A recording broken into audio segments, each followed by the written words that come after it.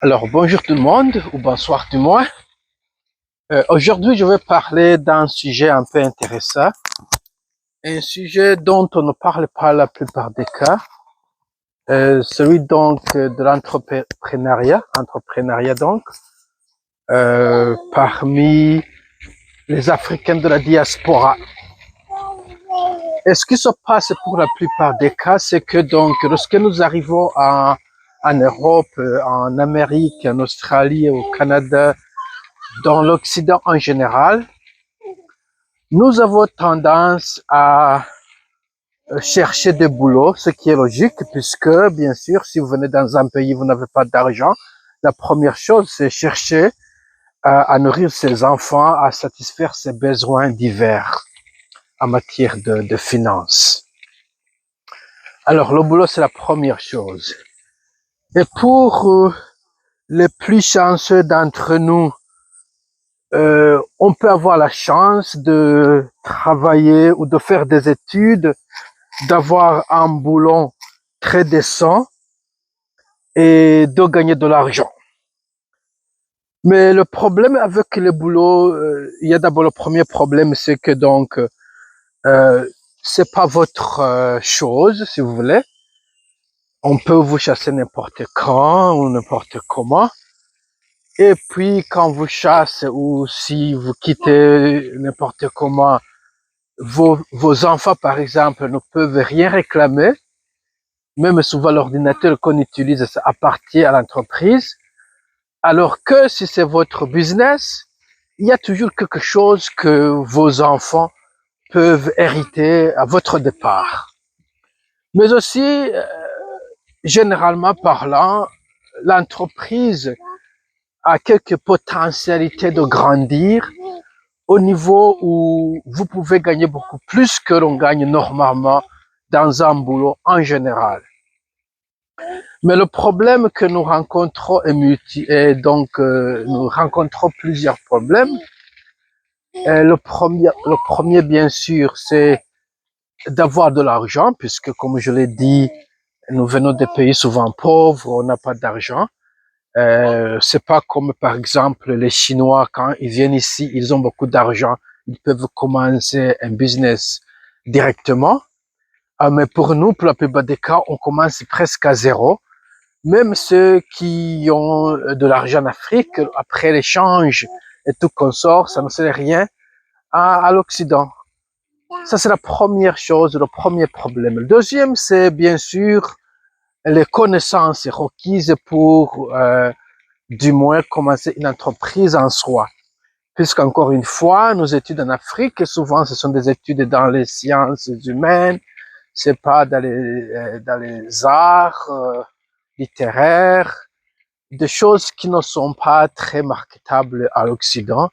Et souvent, on recommence à zéro. C'est-à-dire, on va à l'université pour étudier quelque chose de marketable, ou peut-être on va faire des métiers, ou encore on se résigne à un boulot qui paie le salaire minimum. Dans ces conditions-là, c'est pas facile de pouvoir organiser une entreprise personnelle.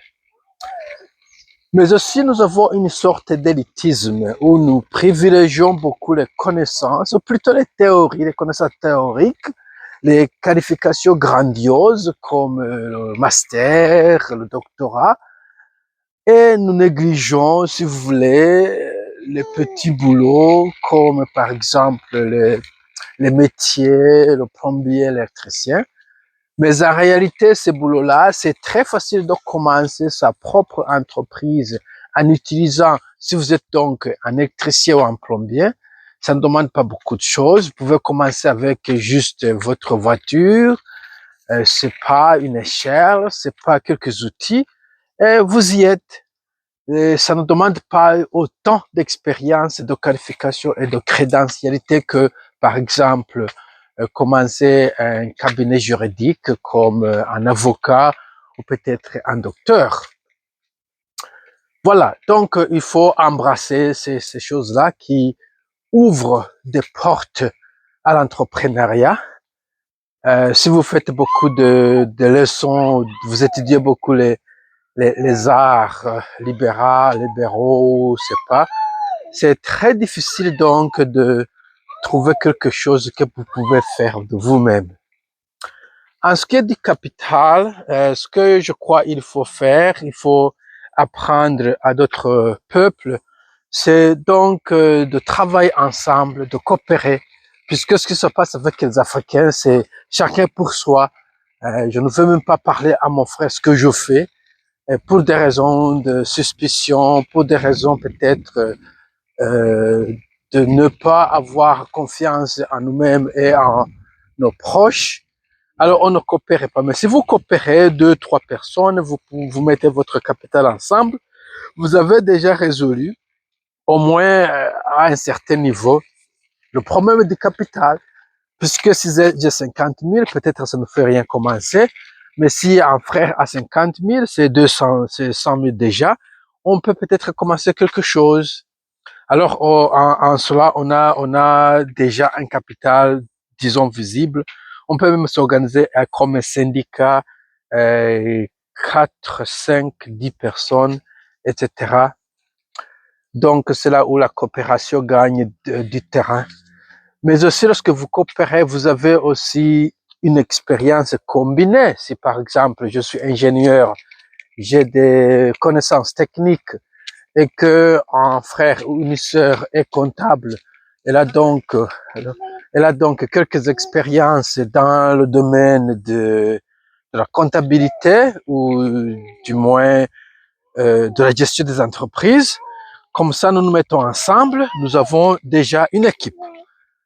Alors ça, c'est très possible. C'est ce que beaucoup des Indiens, les Chinois, d'autres peuples, donc, ils font cela. Ils font beaucoup plus de progrès. Et puis, il y a quoi encore? Et puis, il y a un problème que nous, les Africains, nous ne voulons pas prendre des risques. On peut même le voir depuis les années avant la colonisation. Je crois que la raison pour laquelle nous avons toujours été colonisés, c'est que donc nous n'étions pas capables nous-mêmes de prendre des risques, d'aller dans l'océan, aller conquérir d'autres territoires à l'étranger. Et donc, mais ça c'est une autre histoire. Maintenant, je veux juste dire que il faut apprendre à prendre des risques. Souvent, on est confortable où on est, surtout lorsqu'on a un boulot. On croit que non, je peux pas laisser un salaire de 100 000 dollars, par exemple, et aller travailler sur une entreprise qui peut ou ne pas, du moins, réussir. Alors, on reste confortable, mais en réalité, cette zone de confort n'est pas très lucrative et il faut donc apprendre à prendre des risques. Bien sûr, il faut calculer, il ne faut pas juste se jeter dans l'océan sans qu'on sache comment nager. Il faut toujours faire des calculs, voir si donc le pire des pires, on peut toujours survivre, même si l'entreprise ne réussit pas, on va survivre, mais essayer de penser à quelque chose d'entrepreneuriat, ça va nous aider, ça va aider à nos enfants surtout, lorsque nous mourrons dans quelques années, quelques décennies, je ne sais pas quel âge vous avez, l'enfant peut dire ça c'est l'entreprise de mon père. Si vous lui avez donné assez d'instructions, il ou elle peut toujours s'occuper de l'entreprise. Et quand bien elle s'en occupe pas, il y a quelque chose de capital que ils peuvent toujours vendre et, et s'approvisionner d'autres choses dont ils ont besoin. Donc voilà, du moins mon conseil, c'est que comme Africains, nous devrions vraiment essayer de faire quelque chose, puisque lorsque vous allez dans beaucoup de villes, on a toujours des entreprises, il y a des quartiers où il y a toujours des entreprises chinoises, la cuisine japonaise, les shops indiens, et puis la plupart des plombiers, les électriciens, ce sont des blancs, ici chez nous par exemple. Et la même chose, si vous allez chez un docteur, vous allez chez vous avez besoin d'un avocat, il y a toujours, ce n'est toujours jamais un Africain.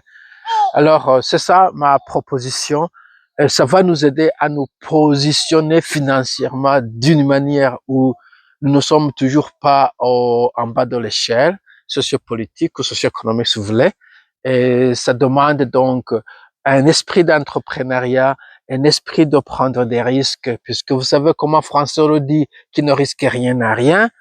Il faut aussi un esprit de coopération et d'avoir confiance en nous-mêmes et à nos frères et sœurs.